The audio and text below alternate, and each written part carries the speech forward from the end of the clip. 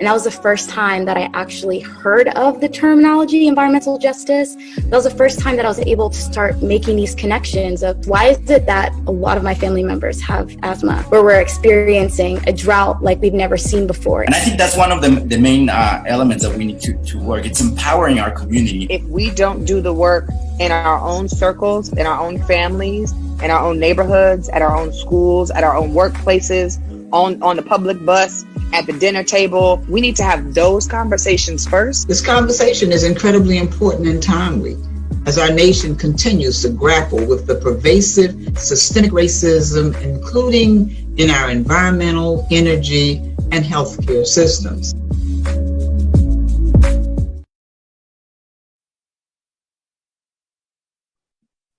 Hello, hello. Welcome to Green Table Talk. I am LaTricea Adams. I am going to serve as co-host for tonight's episode, which I'm really excited about. Y'all, we made it through another year of a quasi, is it still here? Pandemic. Excited to see 22 and what happened in the year 2022, but very excited to skate on into 2023. And tonight's episode is focused on just that.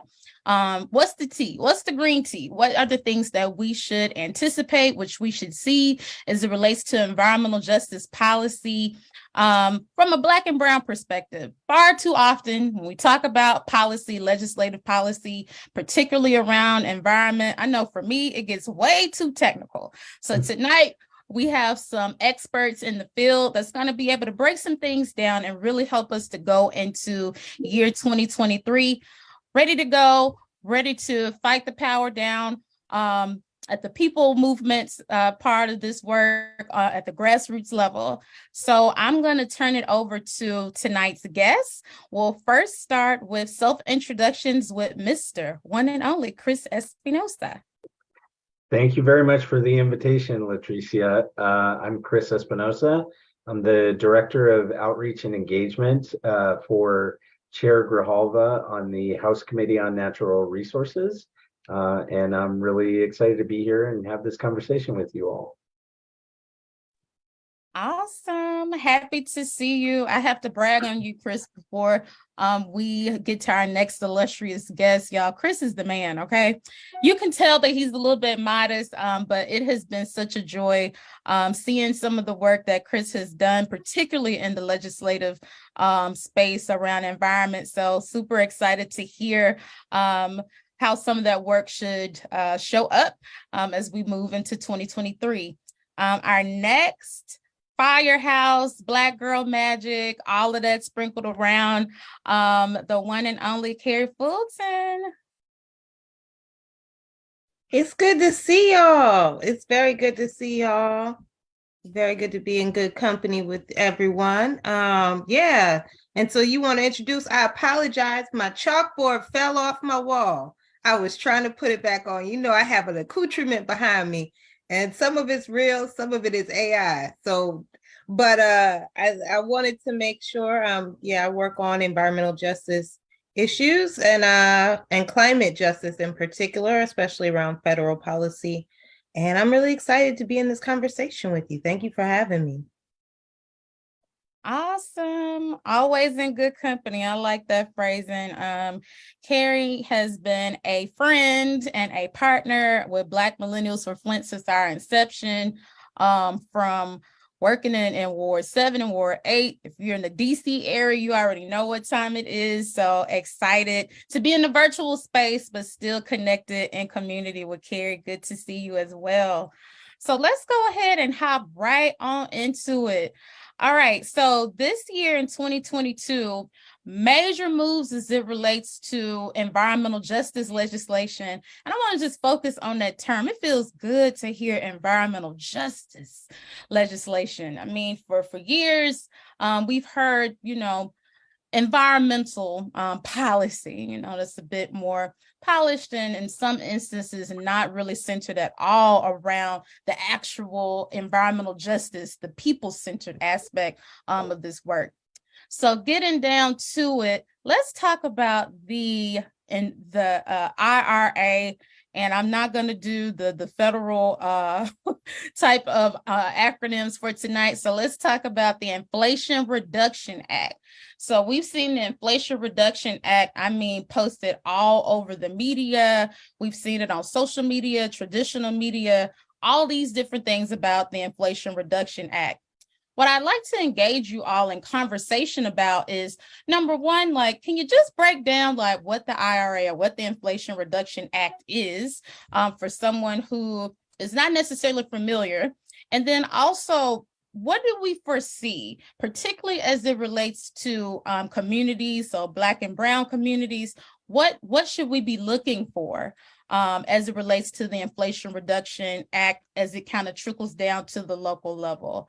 And we can actually start with Kari.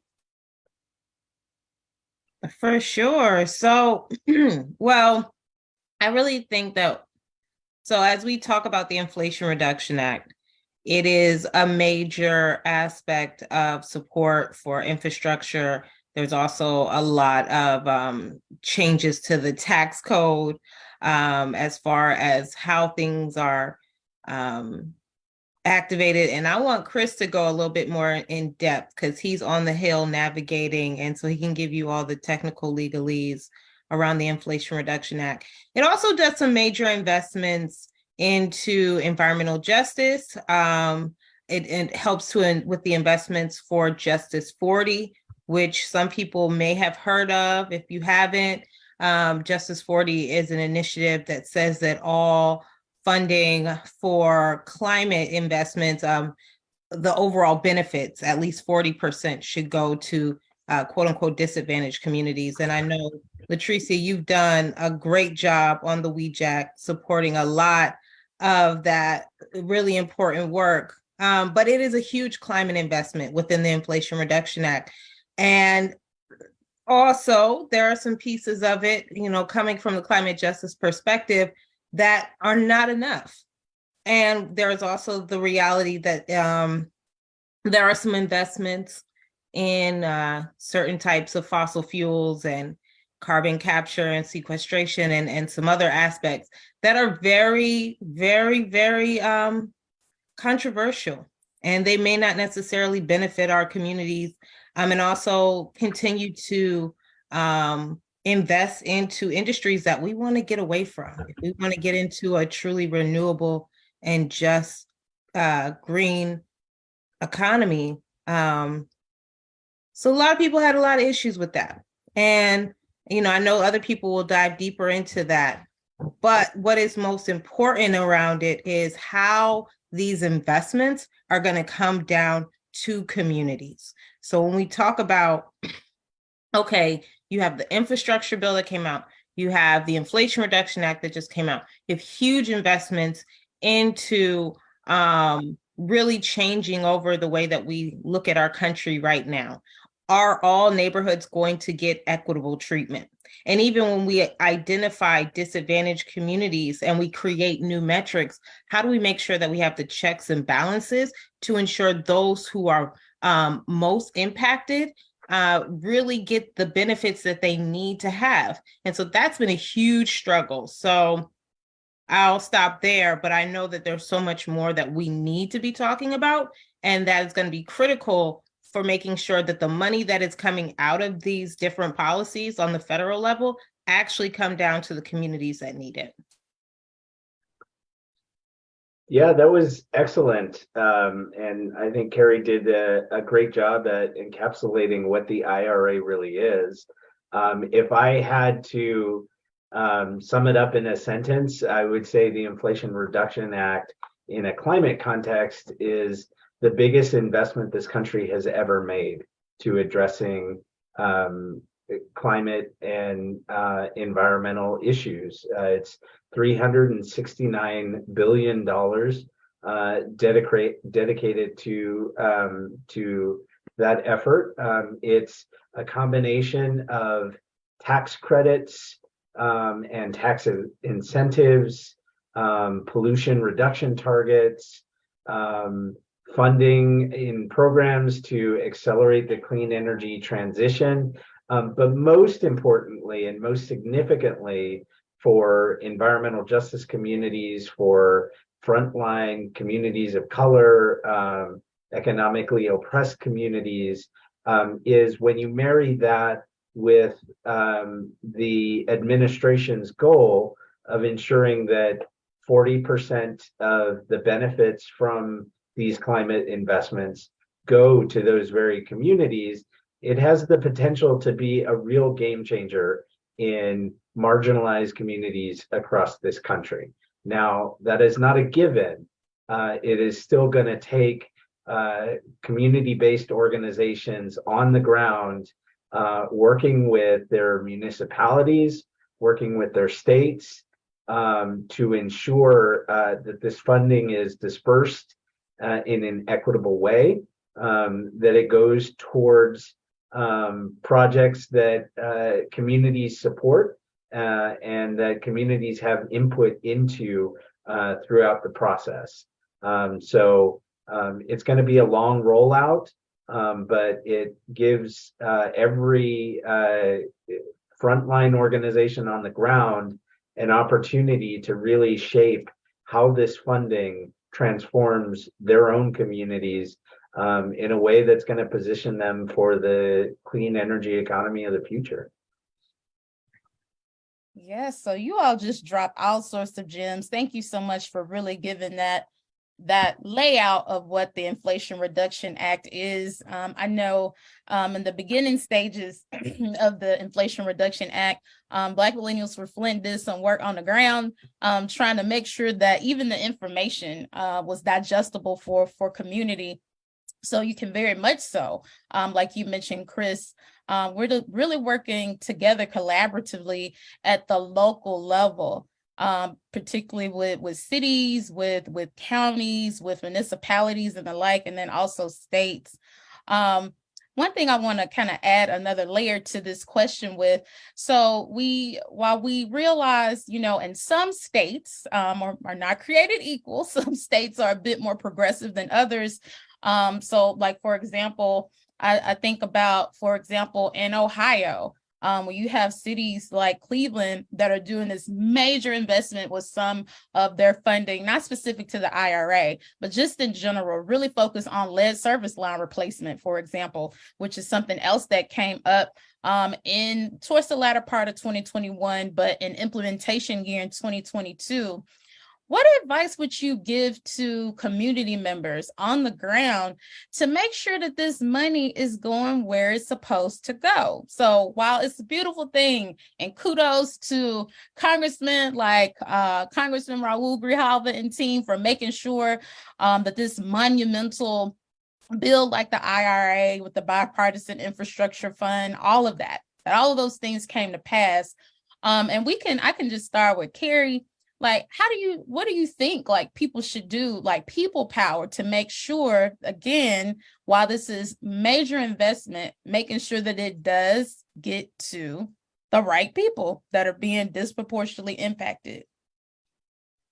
Well, I think there's a couple different ways that I see it happening already. You have some really great programs like the Justice 40 Accelerator. You also have key people who are sending recommendations to the administrations and to the different agencies about how they can make sure that all those different groups, especially those who have been most historically marginalized, can be at the table in a different way. And I really appreciate that. I think what also needs to happen is figuring out the ways, so there's different levels of how communities are impacted by these different projects. There are the nonprofits who would potentially have the opportunity to get funding. There are the school districts, and we're seeing that as well. But you're also going to have lots of projects that are going to be coming down the line, and they have community advisory groups. They have different protocols that they have to get involved in order to get these projects approved. I've been working with some great frontline community members to engage with some of these different federal agencies, including the Federal Energy Regulatory Commission, so that people know, how do I even give public comment? We're talking about massive change all over the country. People need to weigh in. And so that's something that we're working on a lot. We actually are going to be out there with some shrimpers on Thursday at the Federal Energy Regulatory Commission meeting, and want to continue doing that every month so that more everyday folk know, one, how do I actually engage?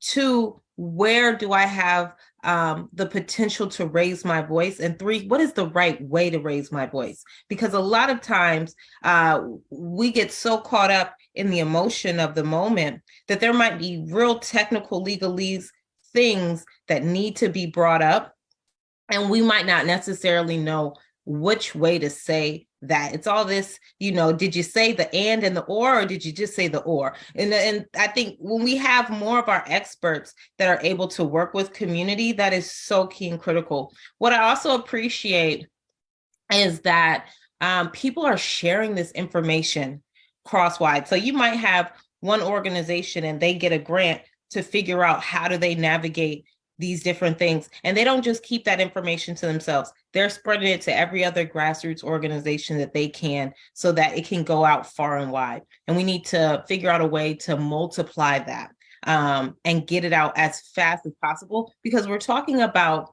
a complete energy revolution that's going to happen within the next 8 years, because a lot of these goals are set for 2030. So when we think about that, this is a critical time right now. And I know Chris can go in about the EJ for All Act and like how important that is for folk to engage in that process and getting that passed as well. But I'm really excited about it. And I also am excited that so many more of our institutions are getting involved in this. So I have the privilege of adjuncting at Howard in the interdisciplinary environmental studies program. And so that has been really powerful because we're introducing more and more university students. And you have things like the HBCU Climate Change Consortium and so many other projects that are creating professionals who come from frontline communities, who can not only take that expertise, but also their understanding of their own neighborhoods, their own families, and really bring that to the table in a different way. So we have an 8-year time span to change where we're at right now. And I think we're pegged to make it happen. Yeah, again, I mean, Kari nailed it. The best thing that communities can do right now to prepare themselves for the funding attached to the IRA and the transition that it will engender is to participate in public comment opportunities, in advisory committees, at all levels, from your local municipality all the way up to the Federal Energy Regulatory Commission. She mentioned the EJ for All Act, and part of the precept that was embedded into EJ for All is the fundamental belief that community-led solutions are the best solutions. And the way we arrive at that is by robust public input and the ability for communities to shape the programs that will impact their lives and their livelihoods. And so, put it another way, nothing about us without us. And that's what communities should be striving for. And the way to achieve that is by engagement at all levels. Good. Chris, you need to go ahead and coin that and get that on a shirt. Nothing about us without us. That was a whole word. I thank you for sharing that. And I can attest, also to that public contribution component. I'll even take that a step further. So I know many listeners, or if you haven't before, have done public comment for years, decades. And I think for the first time, in my opinion, maybe not as much for the first time, but a bit more widespread, we're starting to see those public comments and contributions actually being materialized. I think that for far too long, people are just tired, right? Like screaming like the same things, because environmental racism, that's one thing that's been consistent. Is how it shows up in Black and brown communities, have been, screaming for the top of their lungs about what should and what should not be happening. And I think that we are starting to see a shift in how policy is influenced, and even how rule setting, regulations are set. There's so many opportunities, and in my opinion, and from my observation, to actually give input that actually means something, that's showing up, and not necessarily just kind of falling on deaf ears. I hope that we keep that same energy going into 2023, but definitely something that adds a sense of optimism that honestly, but we had not seen as widespread as we are seeing now. So thank you for that. And that's just a plug. Make sure that you follow Black Millennials for Flint. We try as much as possible to share those opportunities where you could provide comment. That's another source of support also, especially to your grassroots organizations. Getting people together and mobilizing, that's a job within itself. But then adding on building capacity around, like, how do I advocate? What should I be advocating for? What is the technical knowledge that I need to know? And Kari said, like, what are the legalities that I need to be privy to? I've also seen there being more support, and even knowing that that's the type of level of support that's needed to push into frontline communities. Baby, if you're living in a frontline community, you're just trying to live every day. So knowing that even the approach of what does EJ look like, what do those resources look like, I think we're turning the corner with that. So going into this next question, so that felt good to open up that way, but let's keep it real, and I'm gonna name names. So with this dirty side deal, I mean, like, we keep hearing this in the news and headlines. People, are sick and tired of being sick and tired, in the words of my great ancestor Fannie Lou Hamer, specifically with Senator Manchin and his approach to this deal, just the impacts for generations that some of these decisions that are still in the gray could potentially have on already vulnerable communities. Chris and Kari, and we can start with Chris. Can you kind of give us, within your framework, like what is going on when we see this in the headlines? What are we talking about when we see the dirty side deal? And then what are some potential implications that may have for folks in frontline communities? Sure. Everything we've just been talking about the importance of public input, about the importance of community-led solutions. The permitting proposal from Senator Manchin is the antithesis of that. The practical impact of what it would do would be to shorten public comment periods, to reduce communities' ability to seek redress in court when there are lapses in procedure or inaccuracies with the information provided to community, to the extent that it's provided at all. Those are some of the elements that are included in Manchin's dirty permitting deal.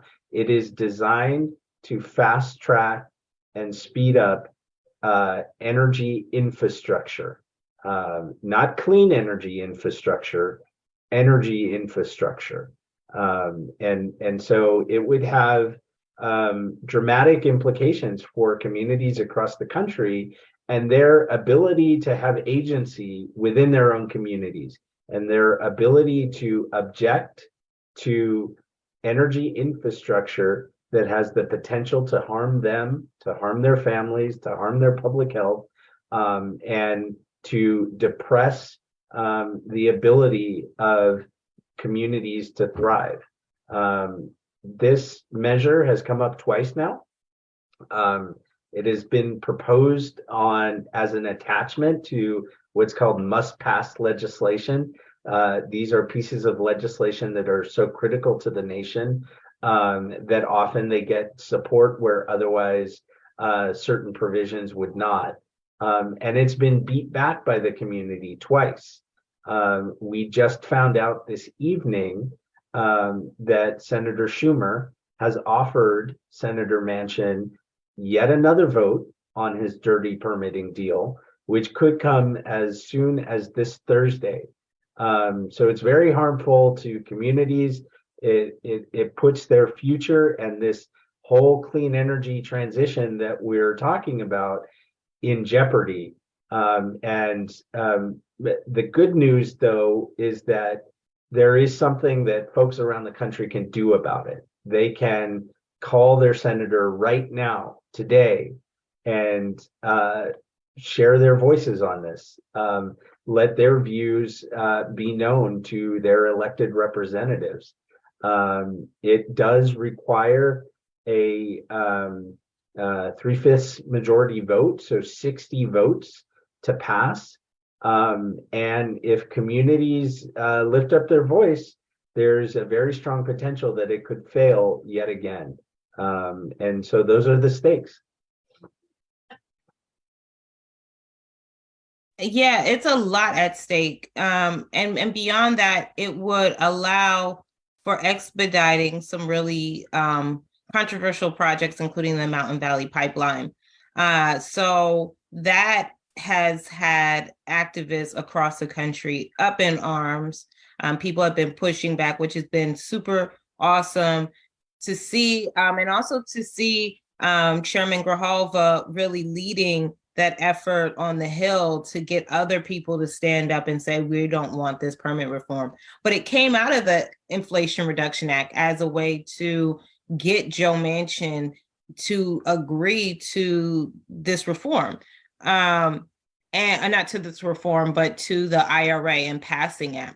But that doesn't mean anything. We, like Chris mentioned, we have to continue calling our senators every day. We have to be vigilant about our environment. And we also need to remind ourselves that if this passes, all the issues that we're already having with making sure that people can get their voices out is going to be even worse. It's going to shorten time periods for public comment processes. It's going to make it so your ability to sue about certain projects, you won't have as the same amount of time and leeway to be able to do those things. And it doesn't, yes, you could argue against them, but you're going to be working on a really, really short time window. And if you've ever been an organizer and you've been a frontline organizer, you know how hard it can be to just get folk in the room in the first place. So, and it's very interesting because the counterattack is they're using renewable energy and they're saying, hey, if we don't get this, this is going to slow down all these other projects that you really want. So you all are really biting yourselves in the back. So I think it's an interesting conversation to continue following. Oh, yes. So you dropped all of those check around the things that just are not good. Just to be quite frank, it's gonna be real. Nothing has run me low, as my granny would say, rest her soul, than Senator Manchin and all of these tactics and antics that literally have antagonized those who are looking to be good stewards of their community.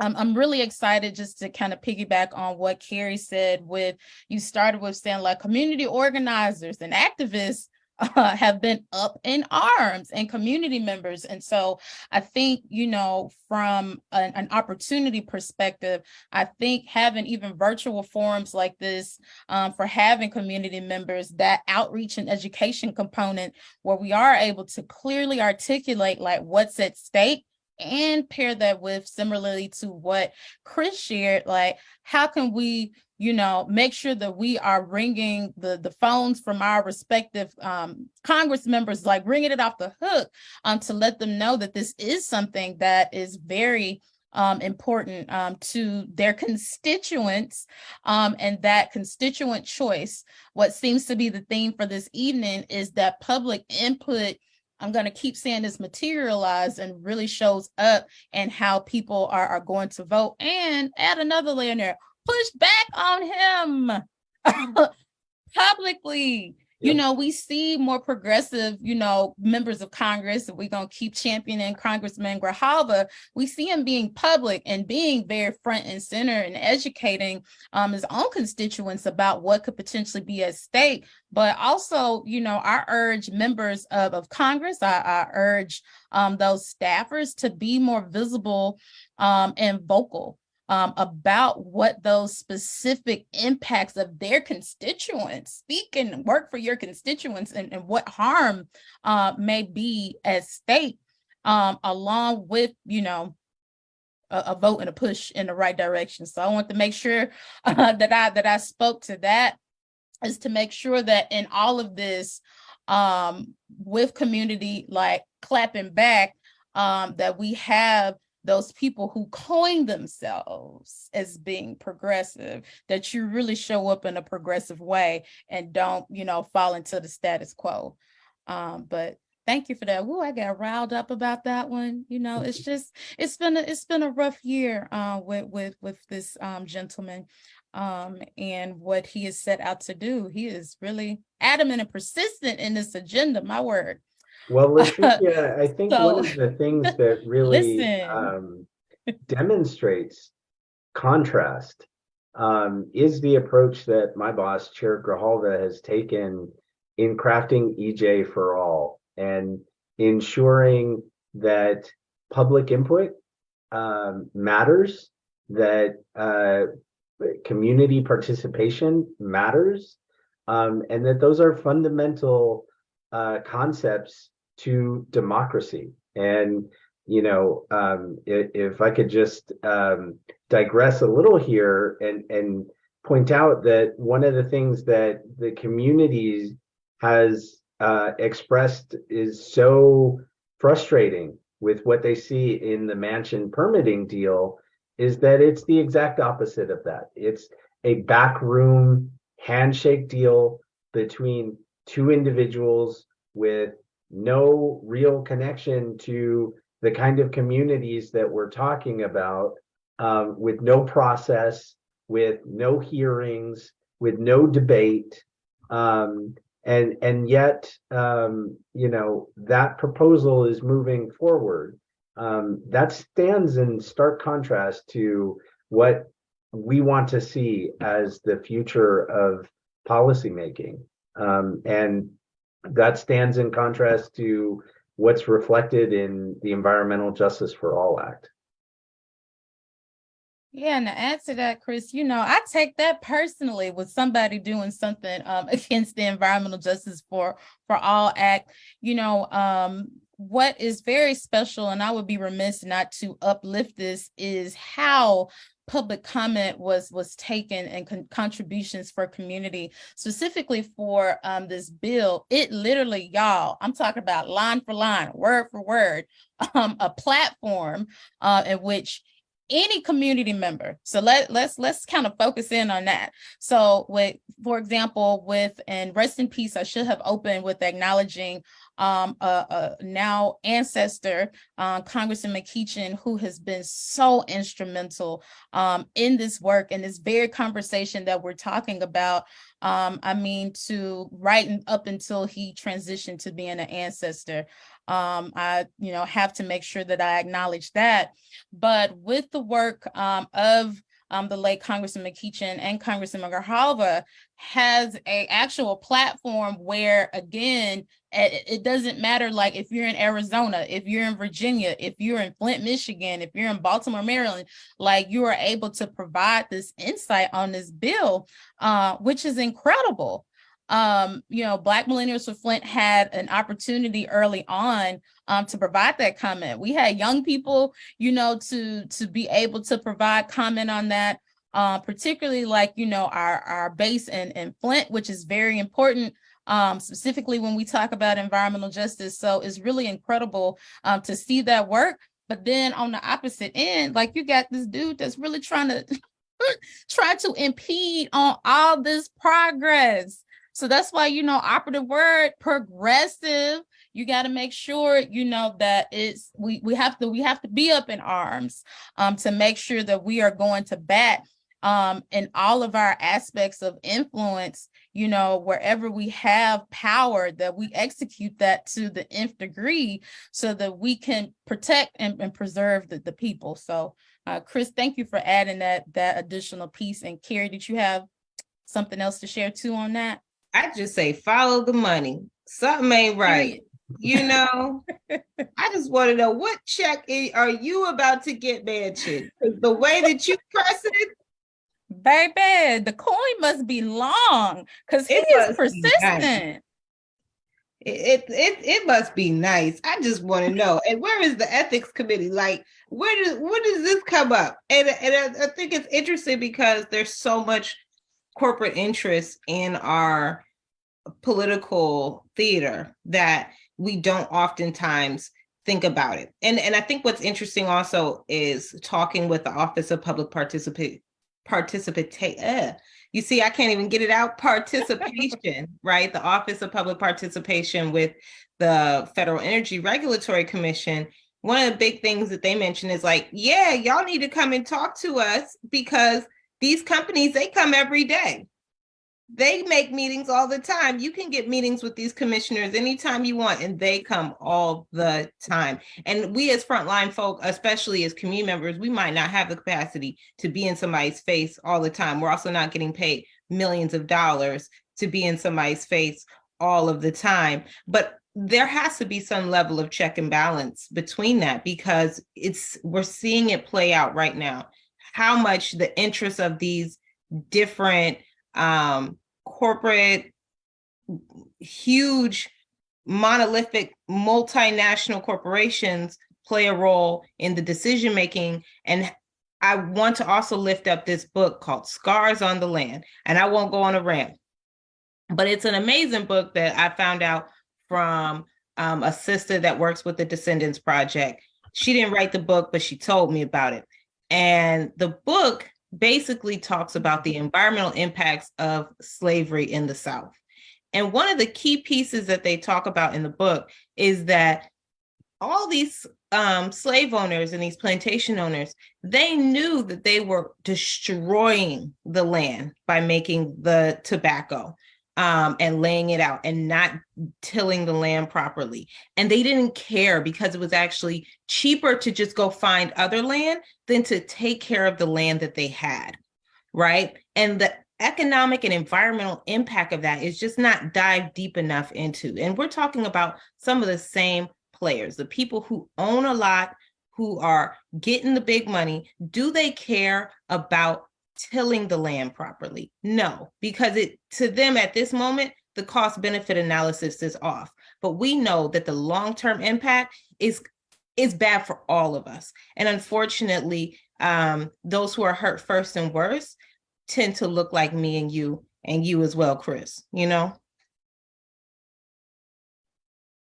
Listen, first of all, I might have been typing kind of loud because I was excited. I Googled that book. I'm going to make sure that is shared out. I immediately was like, yes, this has to go into my collection, both mentally and in a collection of fine books. But yeah, like Kari, you're spot on. I think that kind of goes back to some of the things that we talked about in that first question. Is about money and how are we looking at money? Are we looking at money, especially like in our political sphere?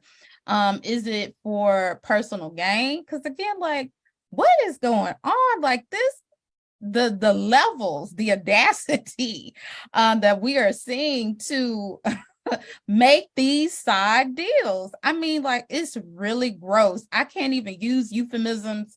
If somebody gonna get mad at me for what I'm saying, just be mad, be big mad. But I'm like, is it worth selling your soul And then, if you want to sell your soul, that's between you and whoever, but like you got to sell out your own people too. Like literally going against like even what your own constituents are. That's like bold. That's a different level of bold. But yeah, follow that money.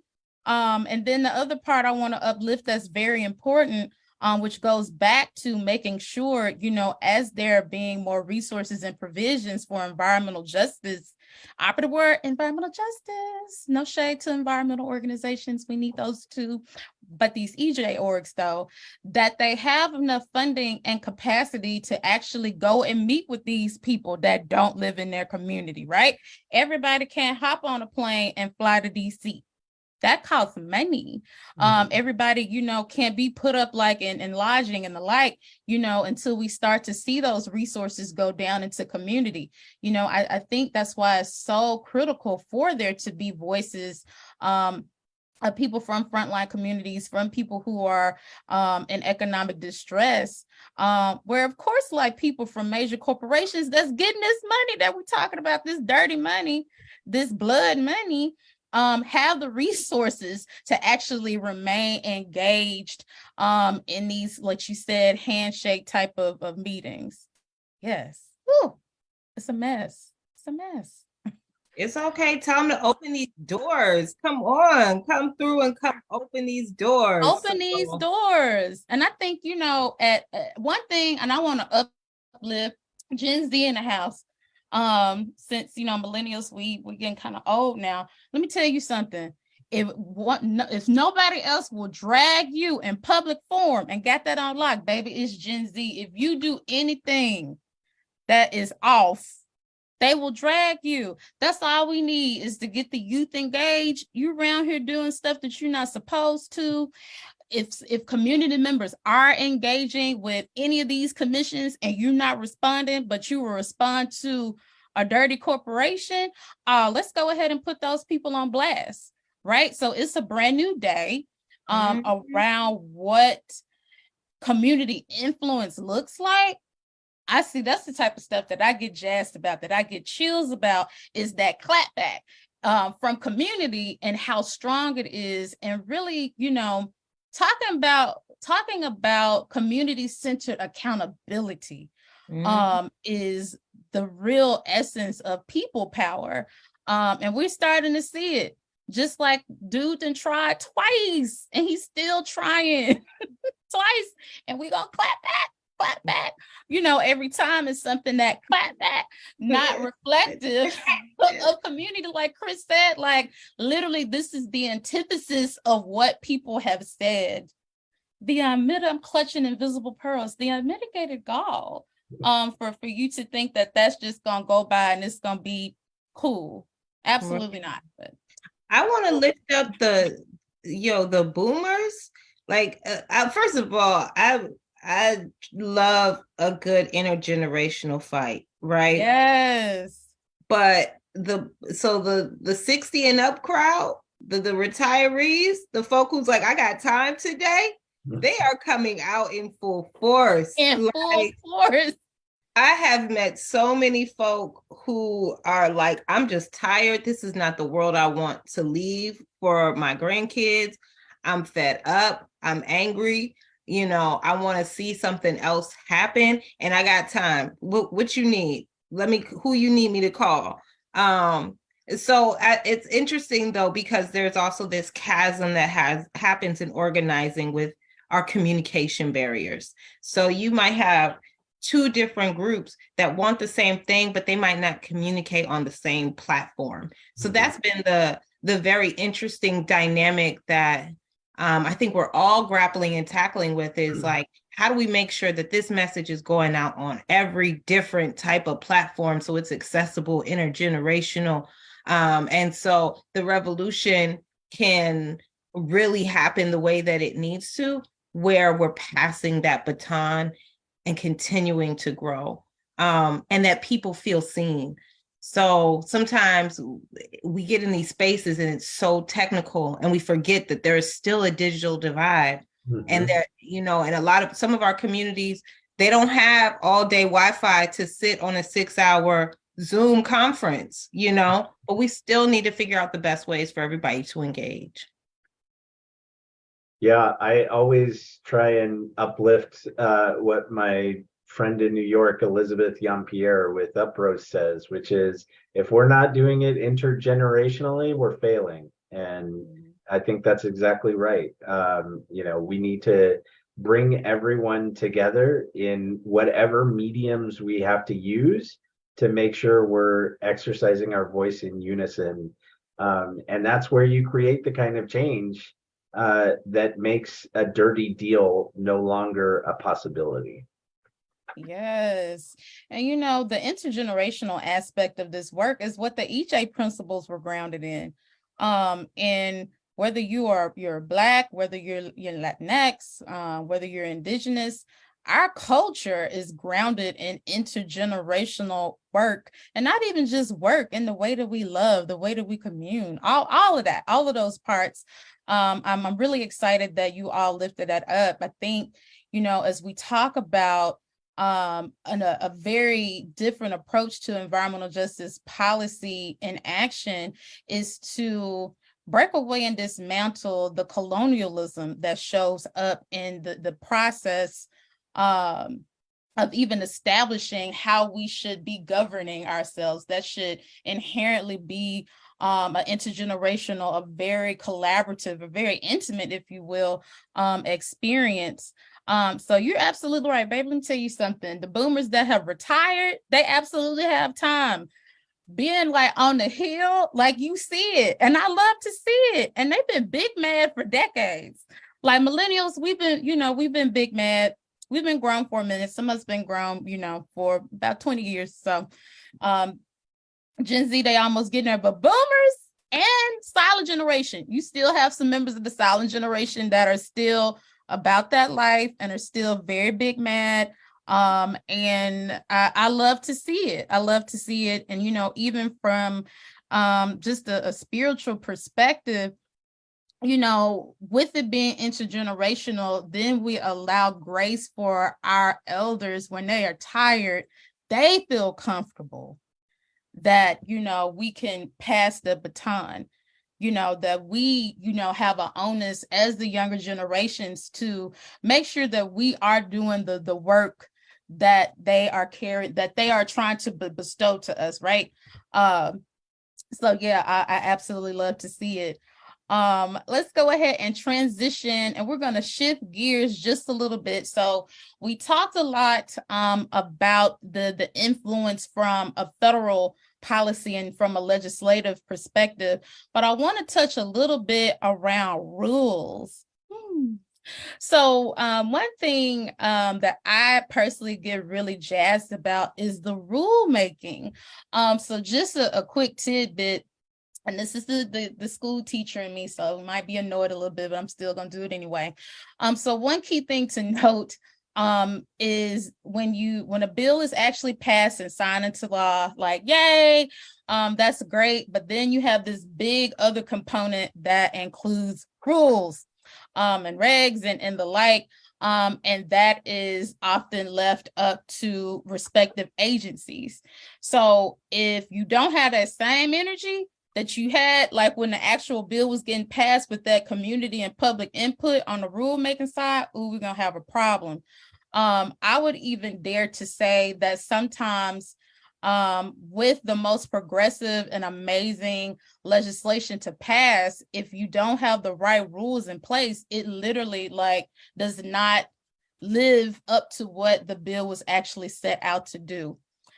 So I want to speak specifically because we wouldn't be Black Millennials for Flint if we didn't talk about lead. So one key thing that I know I personally was excited to see, both in 2022, but even going back as far as to 2020, in year one of this administration, particularly with EPA, with Administrator Regan. I mean, EPA is on a roll with providing opportunities for public comment.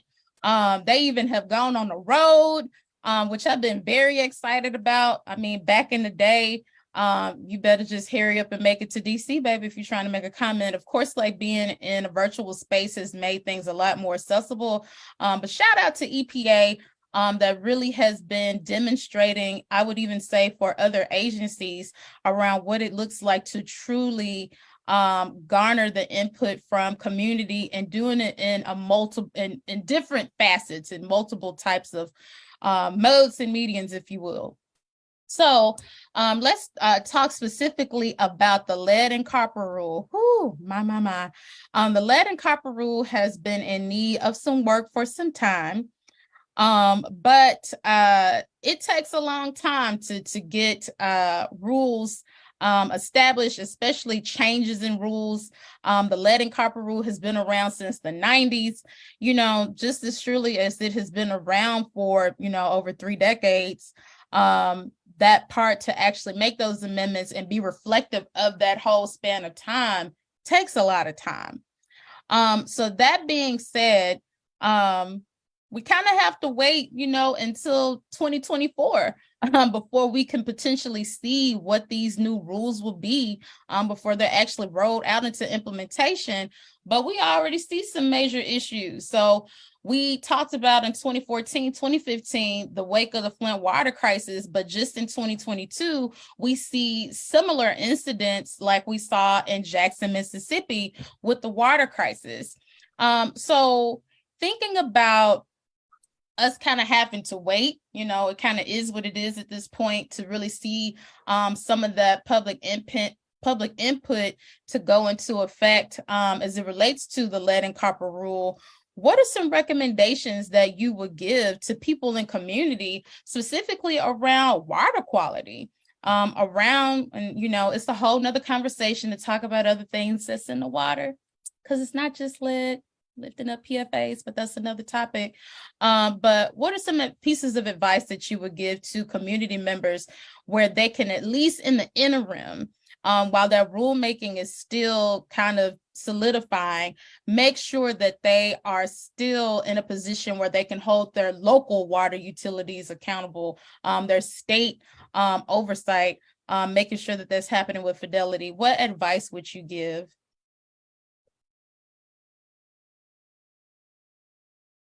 For sure. I wasn't sure if Chris wanted to jump in before me. This is a great question. I would definitely say we've been talking a lot about the federal level, but so much happens on the local and on the county level. And that also goes back to what I was saying about, is this infrastructure funding going where it needs to go? So Delaware has a really good oversight committee that they started to develop around Justice 40. So I would say, I really think it would be good for more states to model opportunities like that, to have oversight over where funding goes. When it comes to water, we had a boil water advisory in my neighborhood in Baltimore just recently. And what I thought was most interesting about it is they never really identified what the source of the contamination was, where it was coming from. There were some rumblings about maybe because they were doing construction in the area that might have impacted, some of the pipes and the system, but I'm not sure if that was confirmed or not. And our council member Costello has been really pushing forward and trying to get more investigations. So your local politicians, they have so much that's going on, but the more that you're able to push them on some of these different things when it comes to environmental regulations and mandates for your local area, the better.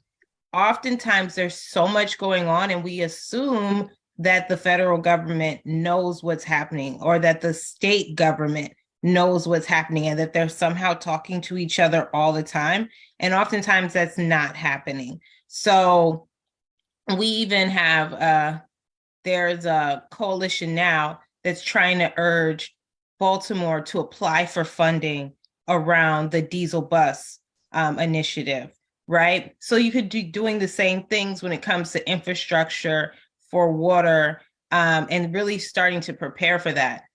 The other thing I would say is 2024 is also an election year. So that makes me super nervous Because if we're waiting until then, and then the administration changes and our power structure changes, how do we ensure that this can get really pushed through and solidified in a real way? Because a lot of this is moving through executive actions and not necessarily on the congressional level. So I'm wondering, Chris, if you have some thoughts, feedback on that part too.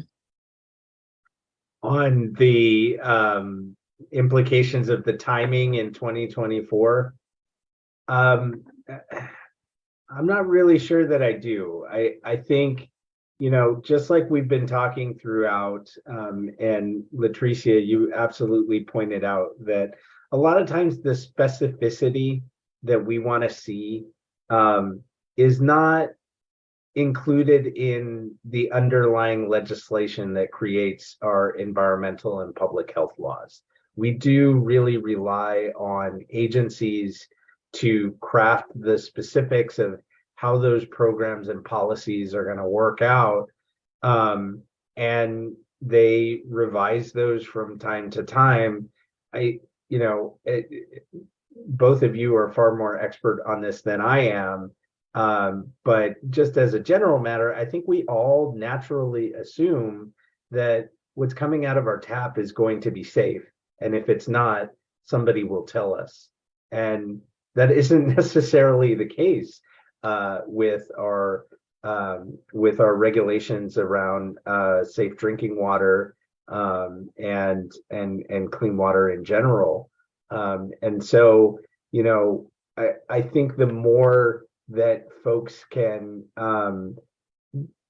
both engage at a local level, talk to their water utility providers, get specifics about what they're doing to ensure public safety and health and how those programs actually work on the ground, the more able we will all be to weigh in on regulations like the lead and copper rule when it comes up for revision. And so, that's my best advice. But I think, as LaTricea can tell everyone far more articulately than I can, there is no safe level of lead. And as long as it is in our water infrastructure in any way, shape, or form, it is a threat to public health. Oh, what is our consumer rights? Sorry, that just made me think about it. It's like, shoot, we might just do better, how we got to move this money around. So can we get a wholesale on some water purifiers? How does that work? I think so two things, and that goes back to some additional rules, like the amount of time that cities, municipalities, states, timeline that they have to spend all this money down, with not necessarily having all of the other surrounding rules in place. That kind of makes things a little bit stressful. I really wish that things could be formalized in at least 2023. That really makes me feel a little bit uncomfortable with 2024 kind of being like the ending point with that. But what I would recommend, to those who are listening on tonight, and thank you to Kari for uplifting work in Delaware. I also want to uplift some work in my hometown, whoop whoop, in Memphis, particularly with the county mayor of Shelby County, Lee Harris. So back in 2019, actually in 2018, when he was state senator, he introduced a bill making it mandatory for testing for lead in school drinking water. Now, that is not mandatory. That is not mandatory. It's not a federal mandate within the United States. I know back when he actually introduced this bill, it was barely 8 states where that was actually a requirement. Even the state of Michigan, y'all, it's not mandatory. In Michigan, it's not mandatory. And so he introduced this bill in the state of Tennessee. Tennessee is not that progressive at all. And it passed. And it passed. I know I like the reactions to that. And so after he served as being a state senator, he is now currently the county mayor. And so he also established what's called the Shelby County Lead Prevention and Sustainability Commission. And part of the first marching orders with that commission was to make sure that the implementation of that bill when he was state senator, that it was implemented with fidelity. Yeah, this is the first time we ever saw something like this in the county's history in the state of Tennessee, where it is community appointed. There are no people from industry on this particular commission. Even in the resolution, it has the types of people that should be represented on this commission. So it has like healthcare professional, a school board member, someone from a water supply, company, local company or what have you. But I think that kind of speaks to that people power again, and something that can happen at the local level that does have that direct connection to federal policy. So even if you do get something passed at the local level, you can always advocate for like a partner bill that supports something that is a mandate or something that is a recommendation from a federal agency. But just wanted to lift that up as an example. So this conversation, go ahead, Kari. No, I just think that's powerful, and we need more of that. And all the time local policy turns into federal policy. So much of it is modeled after the things that happen on the local level. So I want to learn more about it, because I'm like, how do we get that? Yes, let's get offline. Yeah. I'm really excited. I honestly think that they don't realize how big of a deal that is, like how rare that is. And honestly, that commission was modeled from the state of Baltimore. The state of Baltimore has a state level commission, but it hits differently because it's local. When it's at the state level, from what I've seen from that particular state commission, they're able to provide recommendations that more so impact the state, that could, potentially like impact like state level legislation and even allocation of funding. But when you talk about implementation, that's the part where even we know that states don't necessarily get that right. But when you focus down where it's in community that is guiding what their perspective is around implementation, that's a game changer too. But happy to talk about that. Shout out again to my mayor, Lee Harris and team. But yeah, thank you for engaging in that.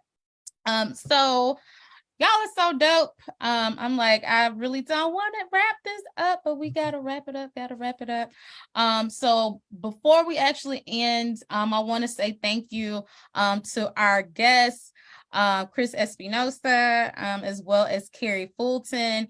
And before we say farewell for tonight, we always ask our guests to just leave one more gem. What's one call to action that you will leave with anybody at the sound, our sound of our voices this evening? And we could start with Chris. Oh man, that's a tall order to leave just one gem. You got it. I would say it's easy to look at the daunting tasks ahead of us and say, my voice doesn't matter.